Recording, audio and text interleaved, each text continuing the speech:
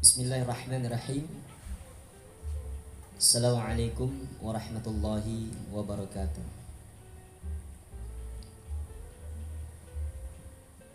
Alhamdulillahi rabbil alamin. Assalatu wassalamu ala asrafil anbiya'i wal mursalin Sayyidina Muhammadin wa ala alihi wa sahbihi ajma'in, amma ba'du.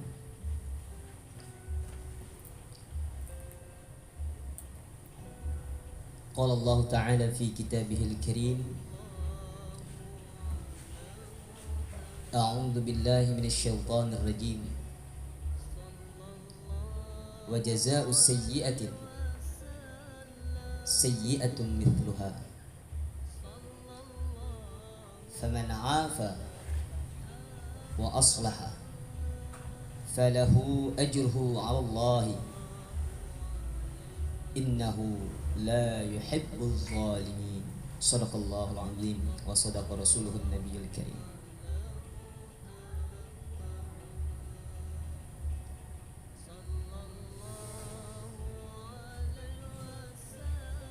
Saudara-saudara dimanapun Anda berada, pada kesempatan yang berbahagia ini kita akan membahas tentang perkara zolim menzolimi atau sakit menyakiti.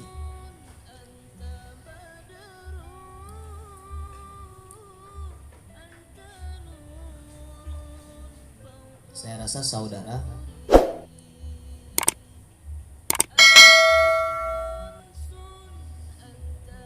pernah bahkan sering dizolimi. Jangankan saudara, saya pun pernah menzolimi dan dizolimi, berikut terzolimi.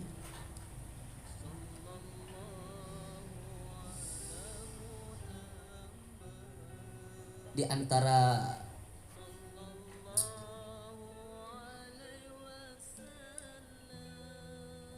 hal zolim menzolimi ini ada dua. Apakah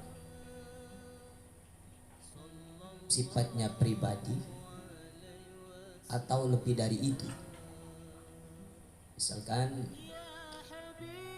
yang dizolimi itu adalah agama.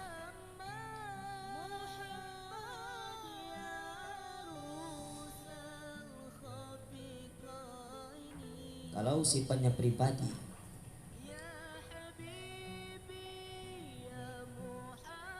bagaimana sikap kita terhadap kezaliman itu?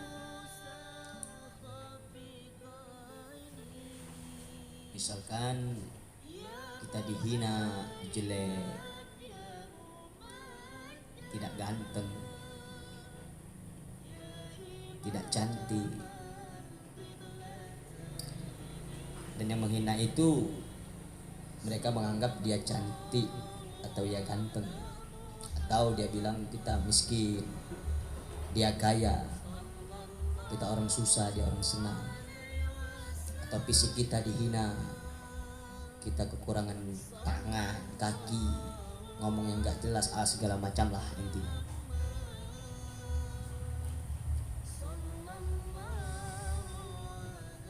Ketika hal pribadi itu dianiaya, dizolimi, maka sikap kita, saudara-saudara, ada dua pilihan. Yang pertama adalah membalas atau memaafkan.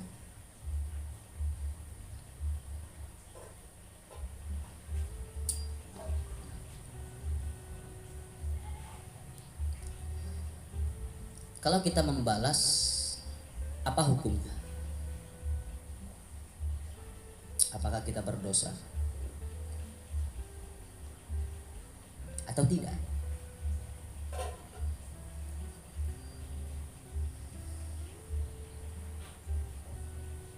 Maka dalam surah Asy-Syu'ara ayat 40 itu,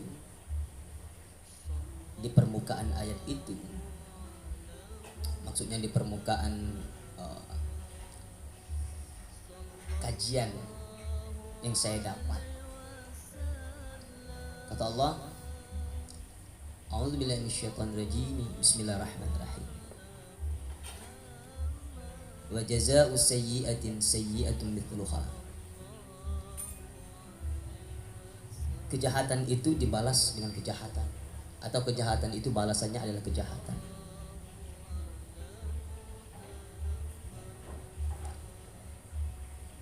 Faman 'afa wa aslaha.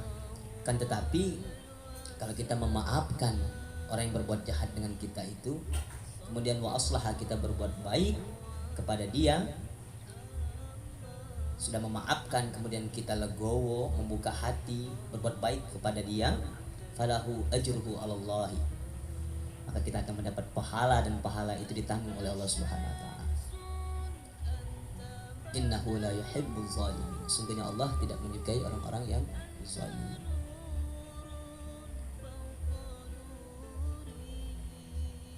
Dari ayat ini dapat kita ambil pelajaran bahwasanya tidak berdosa dan tidak berpahala ketika kita membalas kezaliman itu. Misalkan kita dipukul 1 kali, maka kita boleh membalas dengan pukulan 1 kali. Yang tidak boleh adalah dipukul 1 kali membalas 2 kali atau lebih dari itu, maka itu kita yang zalim, kita yang berdosa.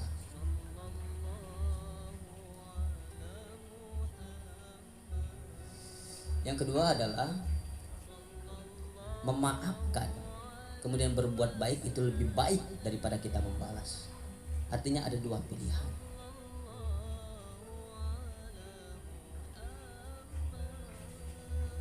Ada orang bercerita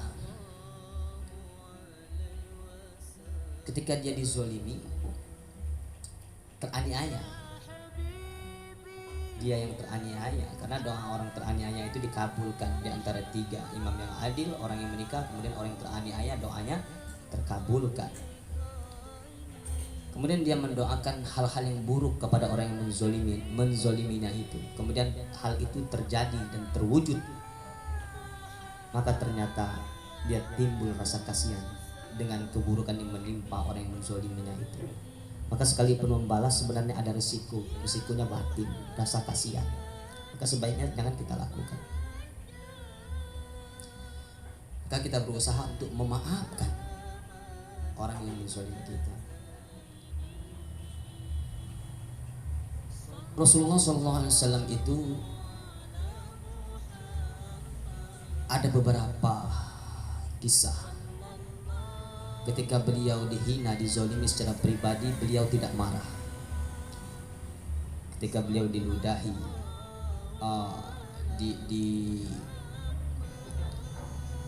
ditimpa dengan kotoran hewan, ketika beliau hendak ke masjid, beliau tidak marah.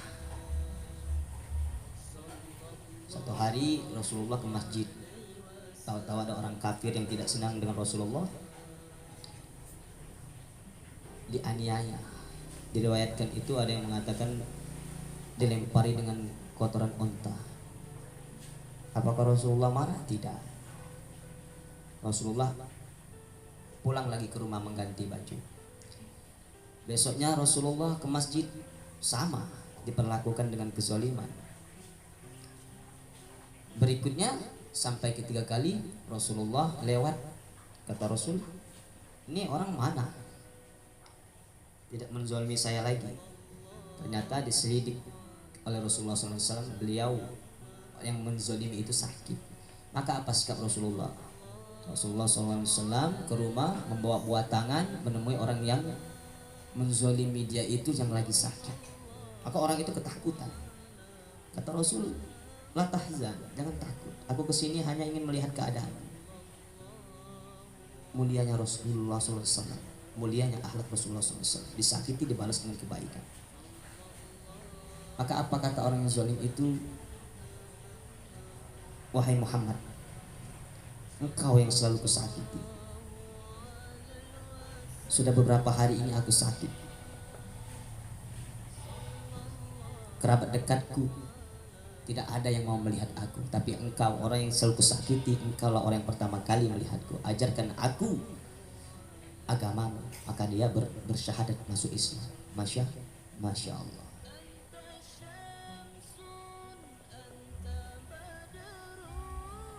Saudara-saudara, memang berat untuk memaafkan. Berat sekali memaafkan orang yang menzolimi kita. Apalagi kezoliman itu berulang-ulang dilakukannya. Tapi kan kita ini manusia biasa. Iya benar. Tapi kan kita bukan nabi. Iya benar. Tapi kan kita bukan orang soleh. Iya benar. Tapi paling tidak Rasulullah mengajarkan akhlak yang baik kepada kita untuk kita berusaha meniru beliau. Siapa lagi yang kita tiru kalau bukan Rasulullah Shallallahu Alaihi Wasallam? Artinya saudara-saudara, jangan baper.